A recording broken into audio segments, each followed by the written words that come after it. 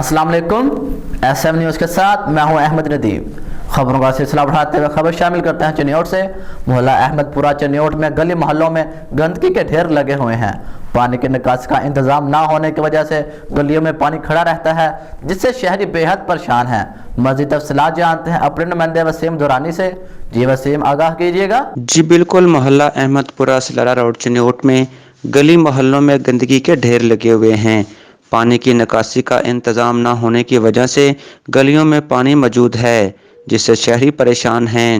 اہل علاقہ کا کہنا ہے کہ جلد سے جلد ضلعی انتظامیہ چنیوٹ جو ہے وہ گندگی کے ڈھیر اٹھائے اور پانی کے نکاسی کے انتظام کو بہتر کیا جائے تاکہ بچوں کو مضر بیماریوں سے بھی بچایا جا سکے۔ مزید deputy coordinator P T I عوامی ہیلپ لائن چنیوٹ سردار عامر خان کا کہنا تھا کہ چنیوٹ میں پی ٹی آئی کی نشست نہ ملنے کی وجہ سے ترقیاتی کام جو ہے وہ رکے ہوئے ہیں اور موجودہ عوامی نمائندے حلقے کا وزٹ نہیں کرتے، جس کی وجہ سے حلقے کے کام نہیں ہوتے۔ جی بہت شکریہ وسیم، تفصیلات سے آگاہ کرنے کے لیے۔